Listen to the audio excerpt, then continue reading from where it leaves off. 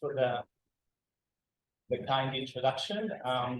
Today I'm going to talk about a project-based learning module called I Am an Author. I'm going to present some selected findings from two studies that I conducted with my colleague, Professor John Ajek. And I'm going to start by giving you some background information about the project.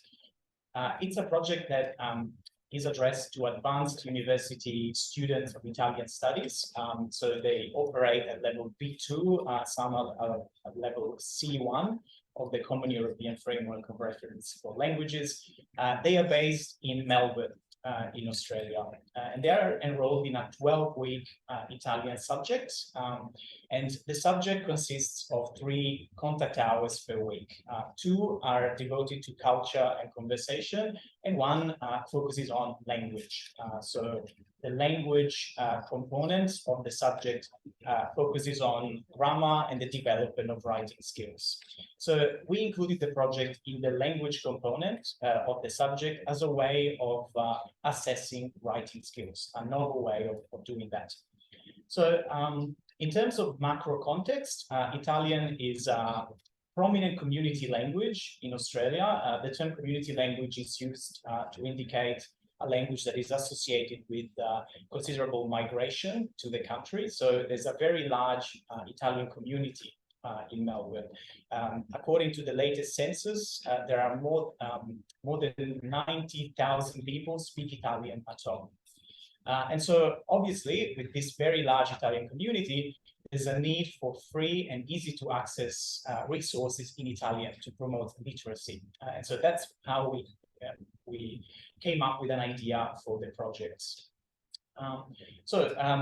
As part of the I Am an Author project, students have to write and illustrate a story in Italian that they then publish in book format. And then selected stories are published online and made available for free to the local community in Australia and potentially elsewhere. So we had 3 main goals when we developed the project. We wanted to reframe writing assessment to be more real world and also give students an experience of authorship. So at the end of the project, students are able to call themselves authors of a book in Italian, which we hoped that would have been a very motivating thing for them. We also wanted them to address a real problem through their work. So we didn't want them to write a boring essay that, is an end in itself. They write an essay for the teacher marks it, and that's pretty much it. We wanted them to address a real problem. And we also wanted them, we also wanted to increase their motivation and well-being. We decided to implement project-based learning, which, as you know, is a teaching method where students spend a considerable amount of time to work on a project that addresses a real problem. And so the project includes key elements of project-based learning. There's a challenging problem, as I was saying. There's an authentic task that is real world. There's community engagement as well. So students know that their target audience is the local Italian community. There's also an element of student autonomy. So students can choose the topic of their story. They can make it relevant to themselves, and they can give direction to their own learning. There's an element of reflection as well. So at the end, students have to submit their story and also a reflection on the activity. And this is very important for project-based learning. And finally, there's a final public product. So these are all key features of project-based learning. There's also an experiential learning component. So during the 12 weeks of the subject, students are exposed to grammar and stylistic conventions of narrative writing. So what we do in class is we expose them to stories in Italian so that they are analyzed, how they're structured, grammatical elements that they would need for the stories, connectors that are used to structure a text, and so on. So first, they are exposed to these elements, and then they have to become authors themselves. So they reuse them, they apply what they learned to create something that they can call their own.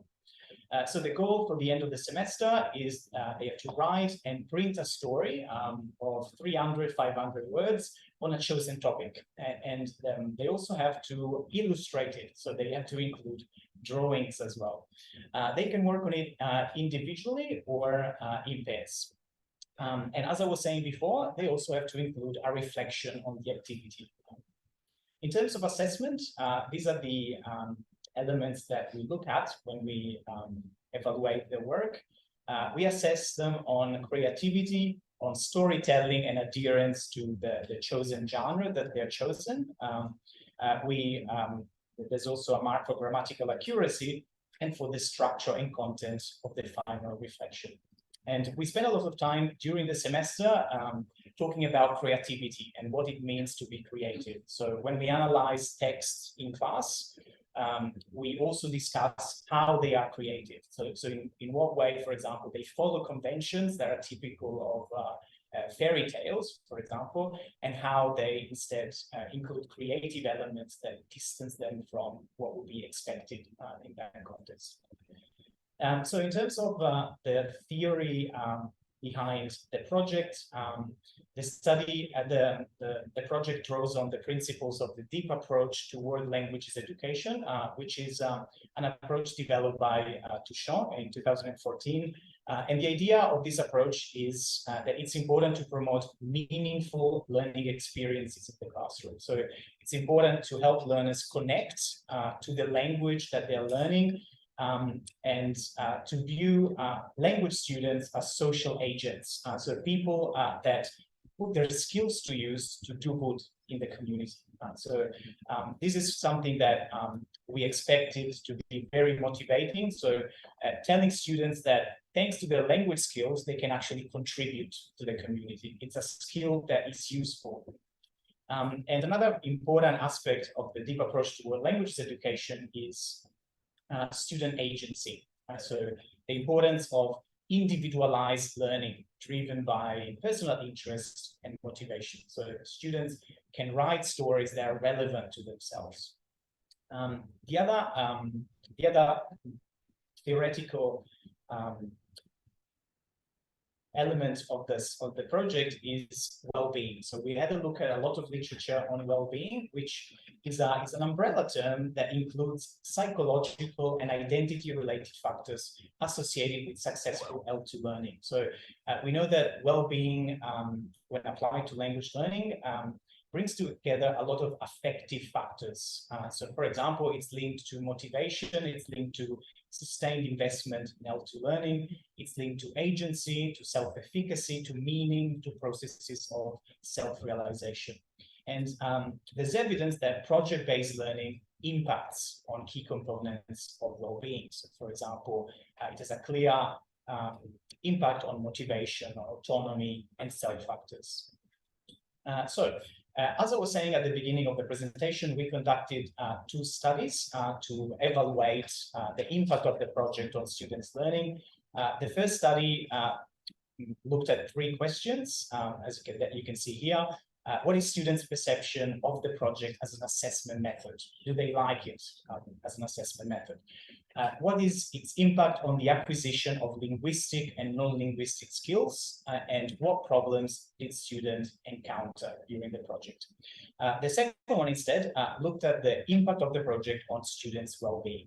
So we collected data using questionnaires, eliciting both quantitative and qualitative data. And for the first study, we also conducted 2 semi-structured interviews with learners. We analyzed quantitative data using descriptive statistical analysis, and we used thematic analysis for the qualitative data. So let's start from the findings from the first study, which looked, among other things, at students' perceptions of project-based learning and of the project.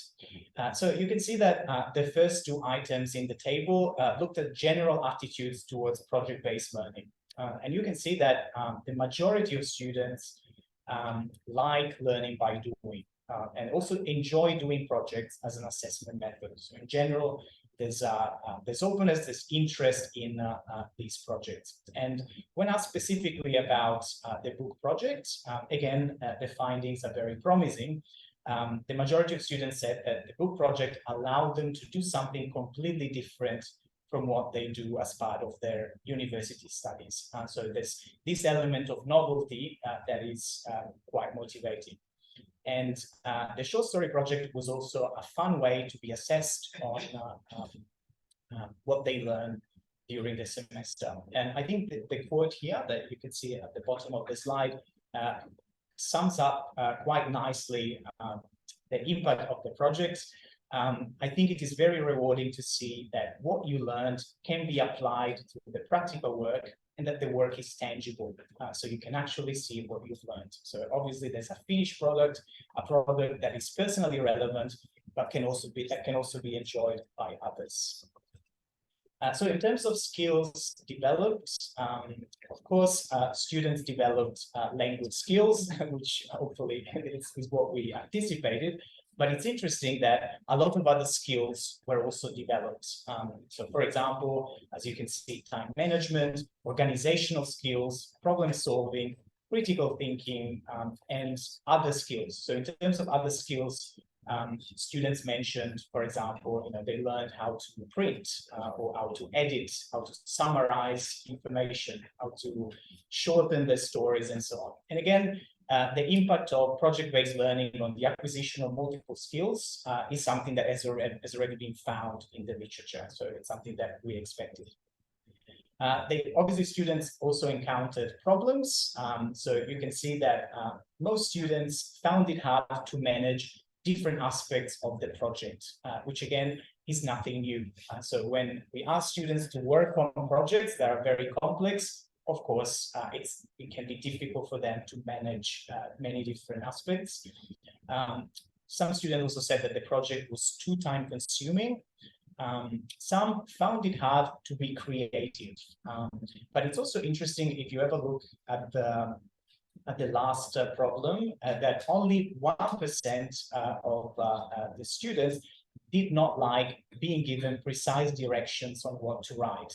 And so despite the fact that some found it difficult to be creative, they liked this freedom in topic choice. And then you can see that some also said that they did not receive enough support. 10%, and this is probably due to the fact that we give them a lot of freedom to work on their project. Some students prefer to have more structure, whereas others are more happy to give direction to the learning. So very quickly, some findings from the second study. Here we looked at the impacts of well-being, of the project on well-being. So one of the key elements of the well-being is positive emotions. So you can see that most students like the feeling of being an author and said that it felt good that they could make this assignment relevant to themselves. And they also said that the project gave them a memorable experience. So something that they can look back on and say, I was able to write a book in Italian.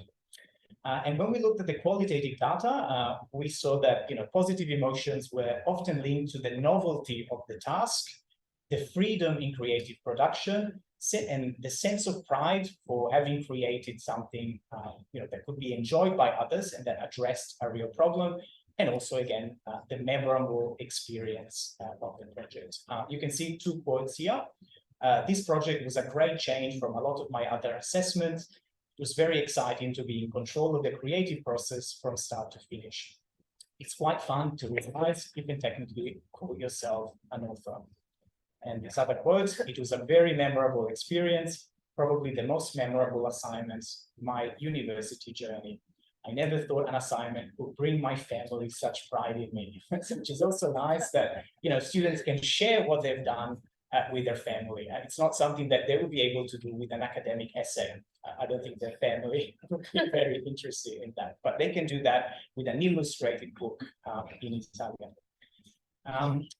Well-being is also linked to motivation and meaning. So you can see that the majority of students said that they found it exciting to be able to write a book in Italian. They found it exciting to be the author of a book and also enjoyed working on a project that they valued highly. So these are all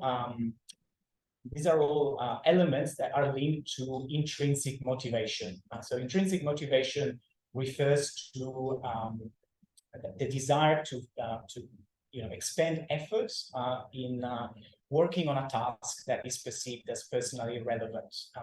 And intrinsic motivation is linked to the intrinsic value of the task. So they recognize that it's important and also its real world relevance. So here, for example, we have a quote from a student. This project had a significant influence in my perception of the power of language learning beyond the classroom. And I credit part of my strong affinity to the language to this experience. So it's all about bringing the language outside the classroom and seeing that students' skills can have an impact on society. Very, very briefly, well-being is also linked to self-factors. Students, you can see most students agreed that seeing their printed book enhanced their sense of pride and accomplishment. By the end of the project, they felt more confident about writing in Italian, and seeing the finished product and showing it to others made them feel more confident about their Italian skills. So these self-factors, so the impact of the project on the sense of self, was mostly associated with an increase in self-confidence, with pride for a finished product that others would enjoy. For example, here we have a quote: "I felt a sense of pride in having written and illustrated my own book." So very, very briefly, in terms of just to sum everything up, in general, students have positive perceptions of the project, and the project makes a positive impact on students' learning for three main reasons. It's a novel assessment task that fosters creativity and skills development. It leads to tangible, meaningful, and personally relevant learning. And it's also an identity-enriching learning experience. In the future, we want to strengthen some aspects of the project related to motivation and well-being. So we're thinking of reframing the activity to have a more direct involvement of the community. So we're thinking, for example, of starting some collaborations with bilingual kindergartens, for example, play groups of schools, so that students can tell their stories to the direct recipients. And we're also thinking of having students share stories through videos and digital tools, just to increase the reach of the project in the community. Thank you very much.